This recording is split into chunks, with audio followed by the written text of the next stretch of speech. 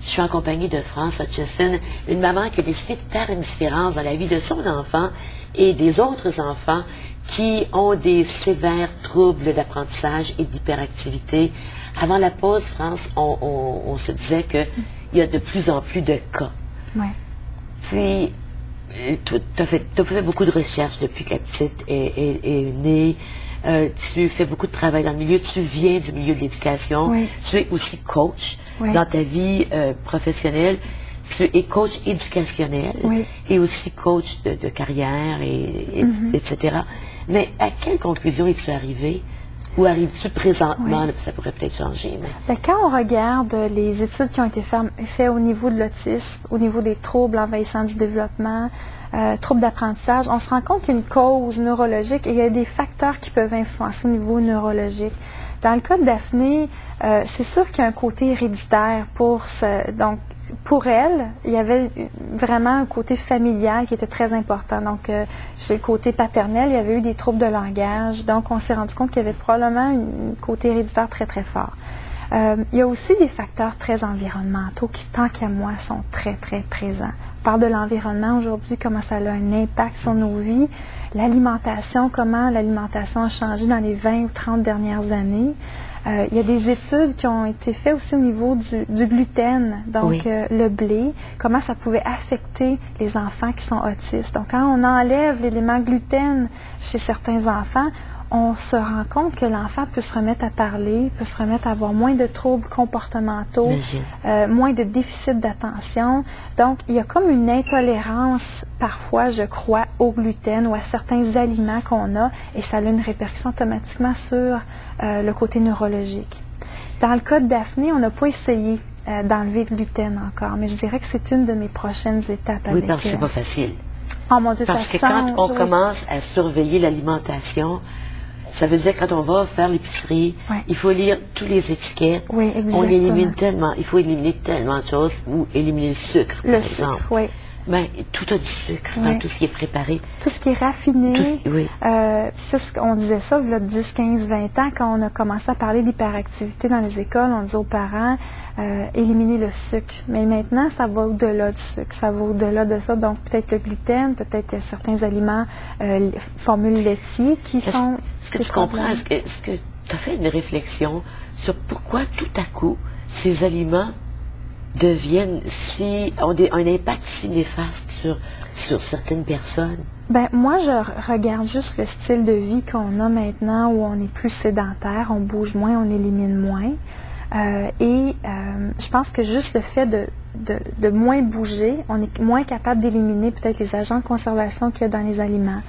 On est moins capable d'assimiler ces aliments-là. Donc, tant qu'à moi, tout ça a un impact sur le côté apprentissage, déficit d'attention et notre compréhension de notre sensation dans notre corps. C'est un peu la conclusion que je me suis rendue compte. J'ai dit, quand Daphné ne bouge pas, n'est pas capable d'éliminer son excédent d'énergie, c'est sûr qu'il y a des rebondissements ailleurs. Donc, à la maison, à l'école, il y a un impact. Qu'est-ce que c'est les problèmes? Est-ce que tu peux nous parler de, concrètement, les problèmes de Daphné?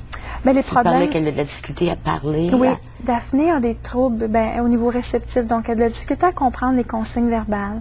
Donc, elle peut comprendre quelqu'un qui parle, mais il faut vraiment utiliser des mots simples, pas trop de consignes. Elle a de la difficulté à parler aussi parce qu'elle a une dyspraxie verbale, donc difficulté à articuler. Son cerveau sait ce qu'elle veut dire, mais de la difficulté à le dire. Donc, sa tête le sait, mais envoyer le message à sa bouche, c'est difficile. Il doit avoir une grande frustration à l'intérieur d'un enfant comme celui-là. Énorme, parce que son cerveau sait, mais elle n'est pas capable de le faire. Même chose avec le mouvement. Donc, c'est très complexe pour un enfant. C'est comme, il y a un livre là-dessus qui a été fait par Sylvie Breton, qui est une maman d'une enfant dyspraxique. Elle dit, son livre s'intitule « Mon cerveau ne m'écoute pas ». Et c'est vraiment ça que l'enfant vit beaucoup de frustration. Parce que l'enfant peut voir que les autres peuvent. Exactement. Ils se comparent. Oui. Surtout qu'on vit dans un monde de comparaison. Oui, toujours. Puis de performance. De performance, de compétition, de performance. Oui, beaucoup. Puis dans le cas de Daphné aussi, il y a eu beaucoup de troubles au niveau sensoriel qui, moi, une fois que j'ai compris ça, j'ai compris beaucoup de comportements qui est difficile de ma fille. Par exemple, dans un endroit où il y a beaucoup de gens, beaucoup de bruit, elle devient super agitée. Dans un endroit où il y a beaucoup de lumière ou peut-être beaucoup d'électricité, il y a encore ce phénomène-là qui se produit. Donc, elle devient hyper agitée.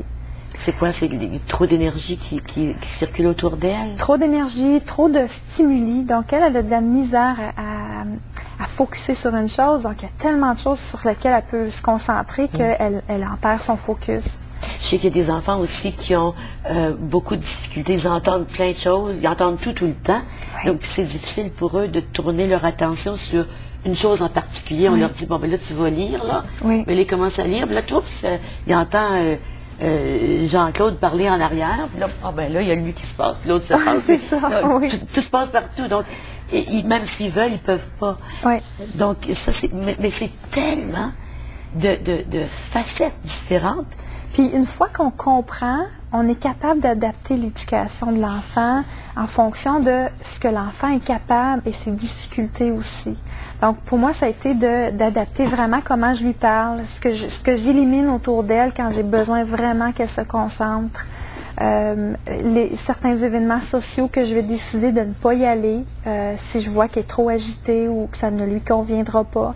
Donc, on est capable de mieux gérer les Après crises. qu'on a un bon portrait, mais pour ça, il faut avoir fait le tour de combien de spécialistes? Ah, mon Dieu. Celle qui m'a le plus aidée, c'était une ergothérapeute pour arriver à comprendre les crises, les comportements. Oui, en effet. Habituellement, c'est l'ergothérapeute. Hein? Qui m'a beaucoup, beaucoup aidée. L'orthophoniste aussi, parce que dans le cas de Daphné, il y avait un déficit au niveau verbal. Il y avait une difficulté à comprendre le verbal. Et tout tourne autour du langage. Donc, éduquer un enfant sans utiliser les modes de communication verbale, tu fais quoi? Donc, on a appris à utiliser des pictogrammes, des images. C'est comme les enfants qui sont atteints d'autisme. Très souvent, c'est aussi ce qu'il faut faire, utiliser. Ces outils-là. On va parler de tout ce que tu as, tous les projets que tu as en tête et ceux qui sont déjà en marche. Mais je voulais savoir, la médication, il y a de la médication qui est disponible. Qu'est-ce qu'on donne à ces enfants? Est-ce qu'on donne du Ritalin? Qu'est-ce qu'on leur donne? Oui, bien, il y a toutes sortes de formules. Là. Il y a toutes sortes de médicaments comme le Ritalin, mais il y a d'autres familles de Ritalin aussi. Avant d'en arriver là, les parents, on se questionne énormément. Oui. Moi, ça a été mon plus grand dilemme. Est-ce que je la médicamente? Pourquoi je le fais-tu? Je le fais pas sur le temps. Et à un moment donné, tu te rends compte que tu te dis, ben là, c'est soit elle qui est médicamentée ou ça doit devenir moi, là, parce que c'était devenu intolérable dans la relation familiale. Est-ce qu'elle était violente? Pas violente, mais tellement dérangeante qu'elle épuisait tout le monde autour d'elle, que ça en devenait qu'on voulait être en sa présence, mais on ne voulait plus être en sa présence aussitôt qu'elle mettait le pied dans la pièce parce que ça devenait chaotique constamment. Oui. Je suis certaine qu'il y a beaucoup de parents qui nous écoutent, qui se disent la même chose et qui pensent la même chose. Donc, un de tes buts, c'est de réduire la médication en utilisant toutes sortes d'autres techniques. On en parle au retour de la pause. Restez avec nous. Je suis avec France Hutchison.